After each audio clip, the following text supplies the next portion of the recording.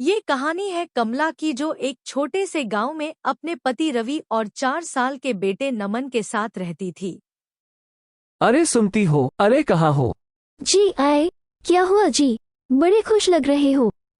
अरे बात खुशी की ही है, अपने गुरु जी के बेटे का जन्मदिन आने वाला है। हमें भी न्योता दिया है उन्होंने, तो तैयार रहना। अब वो इतने बड़े घर के बेटे का जन्म है तो थोड़ा ठीक से चलना होगा ना।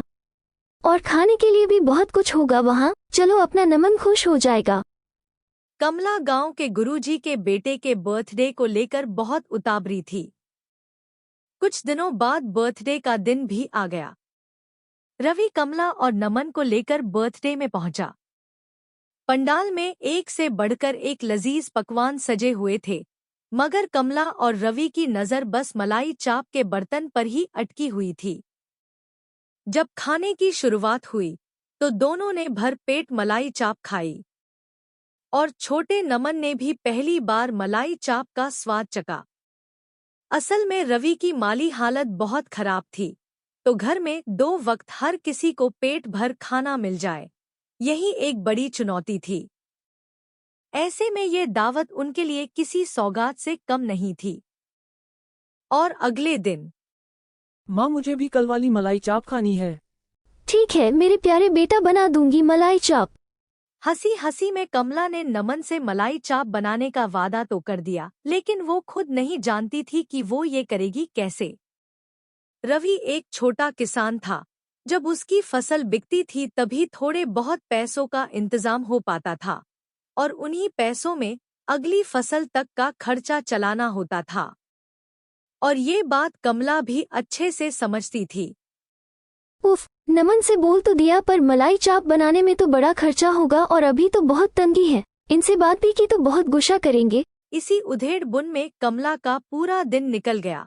फिर अगली दिन सुबह उठते ही कमला को चिंता होने लगी, क्योंकि उसने रवि से रुपए मांगे नहीं थे और नमन सुबह से ही मलाई चाप खाने के जिद कर रहा था। कमला बुझे मन से रसोई में गई और जाकर आटा गूंथने लगी।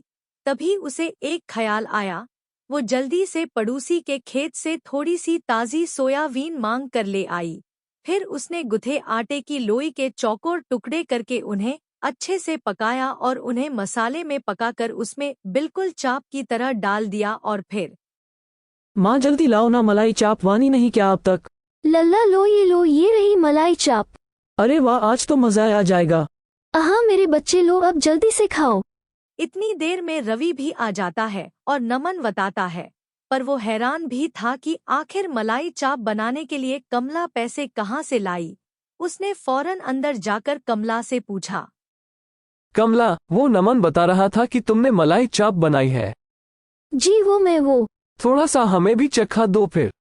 कमला को कुछ समझ नहीं आ रहा था कि वो रवि को क्या कहे, तो फिर उसने बिना कुछ सोचे समझे रवि के सामने भी वही की मलाई चाप सब्जी लाकर रख दी, जिसमें चाप की जगह आटे के चौकोर टुकड़े थे।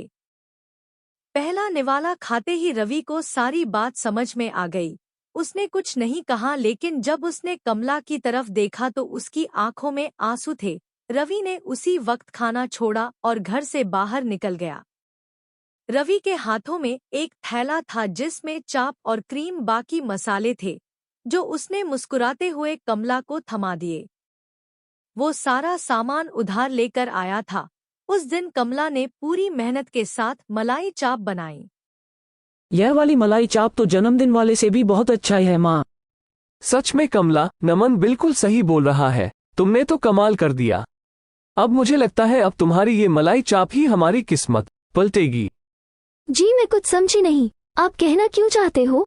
देखो, मैं कई दिनों से खेती छोड़कर एक ढाबा खोलने के बारे में सोच रहा था।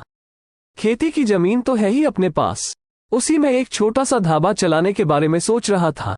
लेकिन बस ये नहीं समझ पा रहा था कि अच्छा खाना बनेगा कैसे, जो लोगों को पसंद भी आए और खाना बनाने के लिए किसी को मजदूरी भी ना देनी पड़े। लेकिन अब सब समझ में आ गया है। तुम चला होगी ढाबा और मैं और नमन करेंगे तुम्हारी हेल्प। रवि की बात सुनकर कमला की आंखों में खुशी के आंसू आ गए। उसे खाना बनाने का हमेशा से शौक था, लेकिन पैसों की कमी के चलते वो इस शौक को कभी आगे नहीं बढ़ा पाए। लेकिन अब उसका ये शौक उनकी कमाई का जरिया बनने वाला था, तो कमला भी पूरी तरह से तैयार थी। यूं तो कमला ढाबे के लिए खाने के लिए कई चीजें बनाती थी, लेकिन उसकी बनाई मलाई चाप बहुत खास होती थी। मलाई चाप में इससे पहले ऐसा स्वाद नहीं आया, बता रहे हैं गजब बनाई है भैया, गजब। कसम से किसने मलाई चाप बनाई? वैसे कोई खास कारीगर है क्या आपके पास है?